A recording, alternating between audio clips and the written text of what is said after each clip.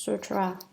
Some people are deluded and some are wise. The deluded are small people and the wise are great people. The deluded question the wise and the wise teach Dharma to the deluded. When the deluded people suddenly awaken and understand, their minds open to enlightenment and they are no longer different from the wise. Good knowing advisors, unenlightened. The Buddha is a living being. At the time of a single enlightened thought, the living being is a Buddha. Therefore, you should know that the 10,000 dharmas exist totally within your own mind. Why don't you, from within your own mind, suddenly see the true suchness of your original nature? The Bodhisattva Shila Sutra says, our fundamental self-nature is clear and pure. If we recognize our own mind and see the nature, we shall own perfect the Buddha way. The Vimalakkhati Nidesha Sutra says, just then suddenly regain your original mind. Commentary. If in the very shortest space of time, the space of a thought, you suddenly understand, you wake up and become a Buddha. Confused, you are a living being. Enlightened, you are a Buddha. One confused thought, you are a living being. Thought after thought confused, thought after thought, a living being. One enlightened thought, you are a Buddha. Thought after thought enlightened, thought after thought, a Buddha. What does it mean to be enlightened? Ask yourself. Ultimately, what advantage do emotion and desire have? Emotion and desire harm your body. That is a serious problem. They rob you of your life. They make you stupid.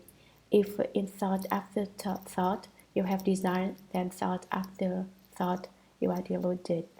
It is said, karma ended, emotion emptied, is the true Buddha. Karma heavy, emotion turbid, is the living being. Enlightenment is here. Put down defiled thoughts and pick up the pure. What are defiled thoughts?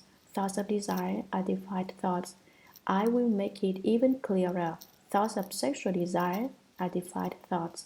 You should clearly recognize your thoughts of sexual desire. Should you give way to sexual desire with your body, then the action of your body karma, is impure. If you talk about sex, the action of your mouth is impure. If you constantly think about sex, your mind karma is impure. However, if you are without offense in body, mouth, and mind, you are not far from Buddhahood. Most people turn their backs on enlightenment and unite themselves with the dust of external objects and states. Falling into states of emotion and desire, they become defiled. Leaving emotion and desire behind and turning your back on the dust, you are united with enlightenment. You are clear and pure and can realize Buddhahood. However, as long as you have the slightest trace of defilement, you cannot realize Buddhahood. You remain a living being. One confused thought makes you a living being for the space of that thought. If every thought is confused, you are continually a living being. One enlightened thought makes you a Buddha for the space of that thought. If every thought is enlightened, you are always a Buddha. Do you see it is very simple? Still, you need the help of a good knowing advisor who will teach you that in order to be clear and pure, it is of the utmost importance to be unselfish, not working for your own benefit and being without greed, hatred, stupidity, and a view of self. You may attain purity. That is enlightenment. Some people hear one enlightened thought, you are a Buddha. And they say everyone is a Buddha, right? All living beings are Buddhas, but they must first wake up to it. To say everyone is a Buddha when you are not enlightened is to be like the common person mentioned earlier in the sutra who called himself the king. The real king would throw that man in prison. Heaven cannot hold two suns. The citizens cannot serve two kings. Why don't you cultivate your mind? Get rid of the defilement, and then you can see your nature as it truly is. See it right now. Do not say, wait a minute, wait a minute. See it immediately. If you see your nature, you realize Buddhahood. If I see my nature, I realize Buddhahood. If someone else sees his nature, he realizes Buddhahood. There is no inequality here. This principle is completely democratic. Whoever sees his nature realizes Buddhahood. You need not wait, see it through it, and suddenly you don't know how you are enlightened, strange and unspeakably wonderful. You return to yourself and regain your original mind. Sutra, good knowing advisors. When I was with the High Master Chen, I was enlightened as soon as I heard these words and suddenly saw the true suchness of my own original nature. That is why I am spreading this method of teaching, which leads students of the way to become enlightened suddenly to Bodhi as each contemplates his own mind and sees his own original nature. Commentary. All of you of great knowledge, hear me, said the Sixth Patriarch. I have explained so much Dharma to you. Have you become enlightened yet? When I was with the High Master Chen, the Fifth Patriarch, I awoke as soon as I heard him speak. I, the Sixth Patriarch, an illiterate barbarian, a stupid country person, met the High Master Chen. The master did not say the Fifth Patriarch's full name, but merely said Chen as a gesture of respect. The High Master Chen, he said, endowed the temple of many. Those below him tried to pressure him into transmitting the Dharma to Shen Xiao. The Fifth Patriarch was not even free to transmit the Dharma, but was forced to endure the tyranny of his own disciples. His name, Chen, means to endure. He endured practicing the perfection of patience until one day the barbarian arrived. I will give the Dharma to the barbarian. The Fifth Patriarch thought, and forget about all of you. Do you think you can bully a patriarch? I will transmit the Dharma to someone who can't even read. What use is your education now?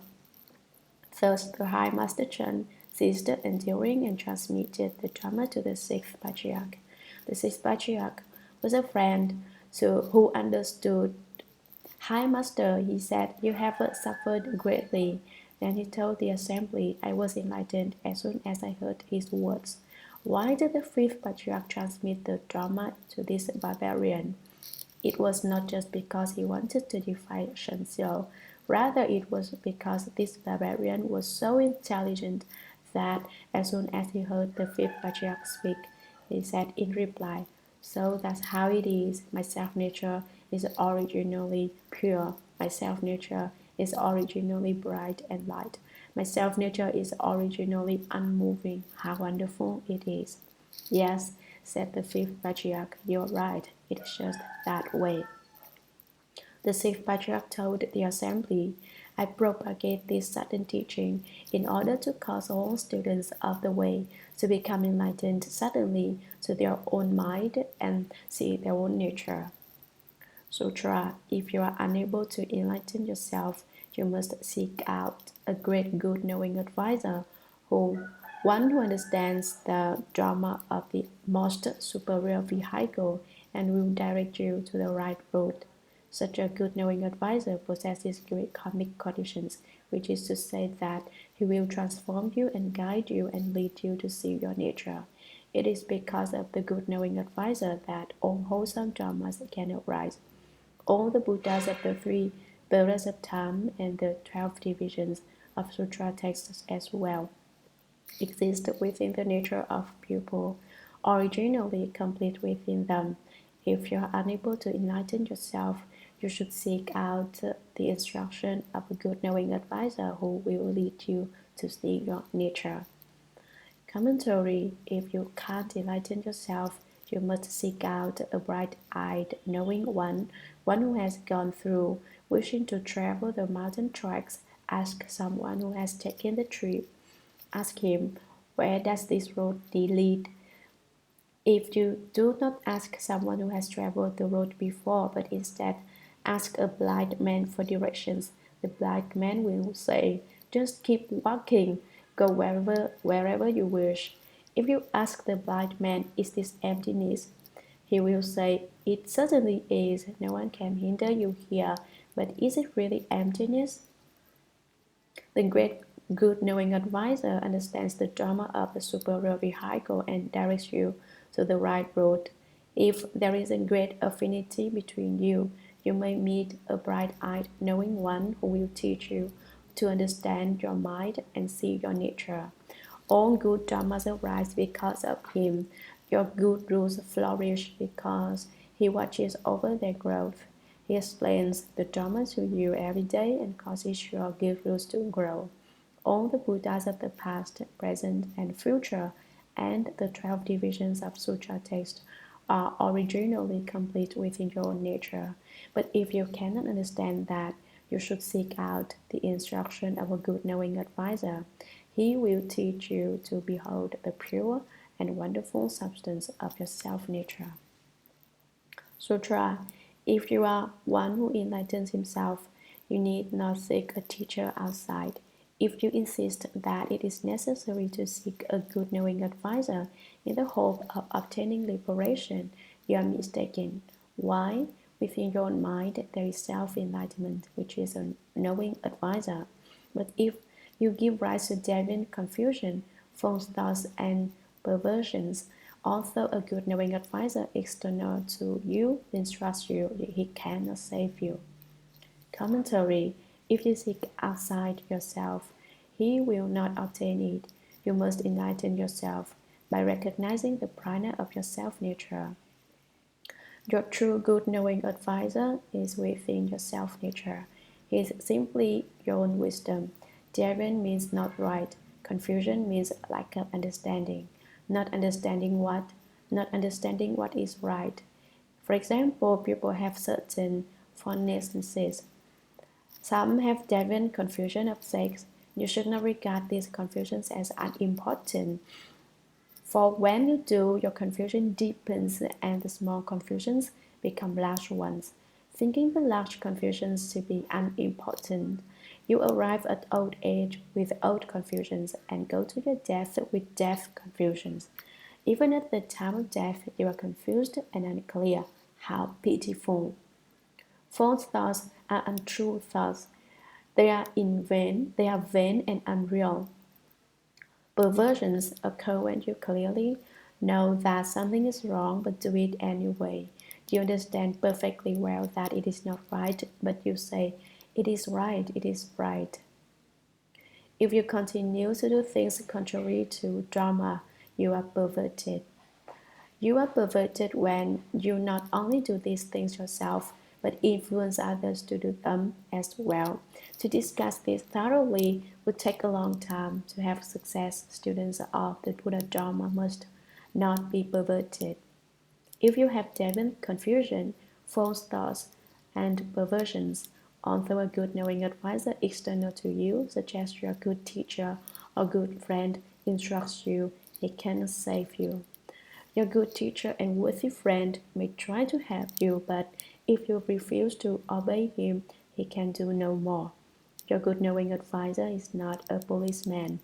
If you break his laws, he cannot put you in jail. He can only hope that you will gradually change your faults. If living beings obey, the master is certainly pleased, but if they do not, although he cannot get angry, he is unhappy in his heart because he has no way to help them. Sutra. If you give rise to genuine prana contemplation and illumination, in the space of an instant all false thoughts are extinguished. If you recognize your self-nature in a single moment of enlightenment, you will arrive at the stage of a Buddha. Commentary. Genuine means not deviant and confused. Prana is genuine wisdom. To contemplate and illuminate is to slice off deviant confusion, false thought, and upside-down actions with the sword of wisdom. If you do not swing the wisdom sword and cut through your Devon confusion, your false thinking, and your upside-down actions, you are deluded, lack wisdom, and do upside-down things.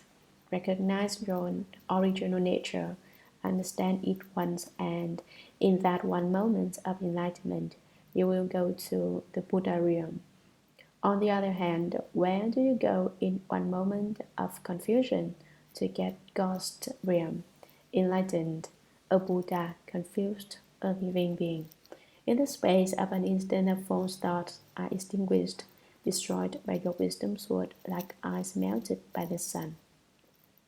Sutra, good knowing advisor, when you contemplate and illuminate with the wisdom which brightly penetrates within and without, you recognize your original mind.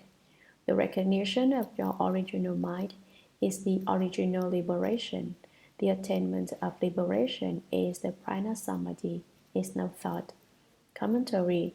Using your inherent wisdom, observe inwardly the mind and body and outwardly the world. Completely understand both as you would look through a pane of glass, from the outside seeing in and from the inside seeing out. Inwardly there is no body and mind, and outwardly there is no world. But although there is no body, no mind, no world, the body and mind and the world function in accord with one another. Although they function together, they are not attached to one another. This is called recognizing your own original mind. The original self-nature, the true mind, clearly penetrates within and without. The recognition of your original mind is liberation. When you are not attached to sense objects or false thought, you obtain liberation. This is the prana samadhi of your self-nature and is simply no thought. I previously spoke about non-recollection, no thought, non-falseness, non-falseness. Non-recollection is morality, no thought is samadhi, and non-falseness, i.e., being without false thought, is wisdom. When morality, samadhi, and wisdom all manifest, greed, hatred, and delusion disappear. Sutra. What is meant by no thought? No thought means to view all dharmas with a mind undefined by attachment. The function pervades all places but is nowhere attached. Merely purify your original mind and cause the six consciousnesses to go out the six gates, to be undivided and unmixed among the six objects, to come and go freely and to penetrate without obstruction. That is the prana samadhi and freedom and liberation, and it is called the practice of no thought. Commentary. No thought means to view all dharmas with a mind undefined by attachment. When the mind is undefined by attachment, dharmas are empty. If dharmas are empty, then why must you get attached to your bad habits and weaknesses? Someone hears this and wants to try to become unattached to dharmas by ignoring his faults. He may be unattached to dharmas, but he can't get rid of his faults. How can this be called undefined by attachment? Since to be undefined by attachment, there must be no dharmas. There must even more emphatically be no faults. The Dharma Sutra says even dharmas must be forsaken, so non-dharmas must be forsaken even more. If you do not put down your bad habits and your faults, what kind of Buddha Dharma do you study? I ask you.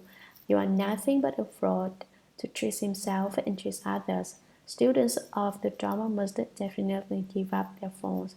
If you cannot, even though you may be able to explain a few sentences of Dharma, you are utterly useless. You are at the height of delusion. Prana Samadhi pervades all places and illuminates all places, but is nowhere attached. It is just like empty space. Merely purify your original mind so that it is undefined and unattached, and cause the six consciousnesses, visual, auditory, olfactory, gustatory, tactile, and mental awareness, to go out the 6 gates: eye, ear, nose, tongue, body, and mind, and among the 6 objects, forms, sounds, smells, tastes, touchables, and objects of mind. But to be undefined and untainted, to come and go freely, and to penetrate without obstruction. If you examine this conglomeration, you will see that the 6 organs and 6 objects ordinarily unite to form a corporation. Where there is a corporation, there is defilement and mixing. Do not incorporate. They should freely come and go. The eyes view forms outside. Inside there is nothing. The ears hear sounds outside, but the mind does not know. What does this mean? You don't understand? Then study the Buddha Dharma diligently.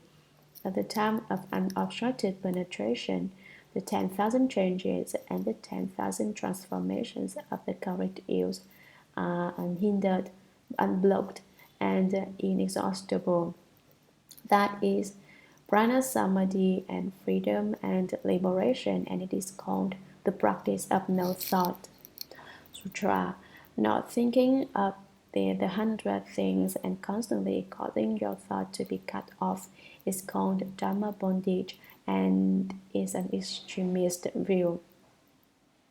Commentary: if you sit saying, I'm sitting here, not thinking of anything, I'm thinking of nothing, and in this way try to cut off your thought, you still have not cut off the thought of not thinking of anything. If you do this, you will be tied up in the dharmas and will not obtain release. Thought, no thought, falling into either of the 2 extremes is not the middle way. In telling you to awaken to the no thought dharma, it is not to say that you should be like dead ashes or rotten wood. What use are ashes without fire? They are nothing but dirt. What use is rotten wood? You can't burn it. If you sit thinking, do not think of the 100 things. Your thought of not thinking is itself a thought. Trying not to think is like trying to prevent the grass from growing by pounding on it with a rock and shouting, "Don't come up." You push the rock into the soil, but when you move it again, the grass grows up thicker, stronger, and more dense than ever. Then how does one attain to the no-thought Dharma? It requires the samadhi power that comes from having right, not daring thought.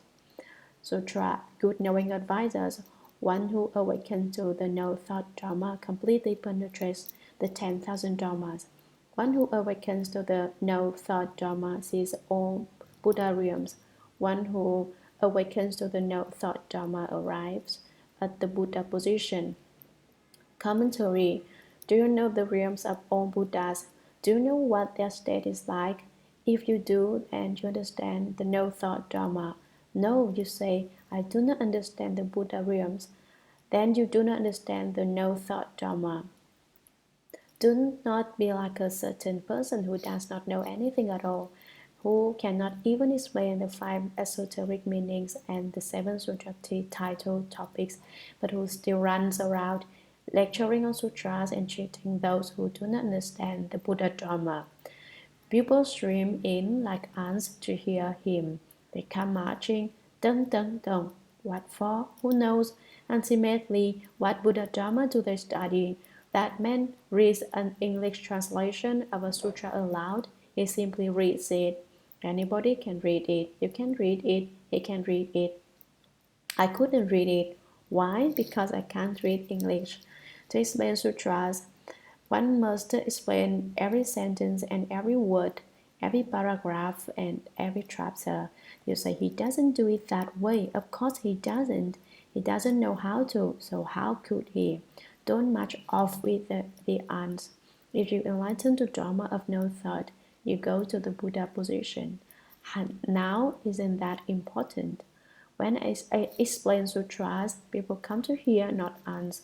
The people are few, but they come to study the Dharma, not to eat honey like ants. Here we gather to eat bitterness. We don't come to eat candy. Sutra. Good knowing advisors, those of future generations who obtain my Dharma, should take up this sudden teaching Dharma door, and with those of like views and like practice, they should vow to receive and uphold it as if serving the Buddhas. To the end of their lives, they should not retreat, and they will certainly enter the holy position. In this way, it should be transmitted from generation to generation. It is silently transmitted.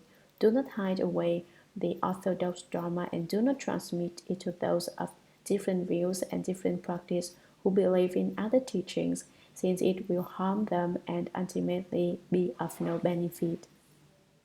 Commentary. All of you good knowing advisors, continued the Sixth Patriarch.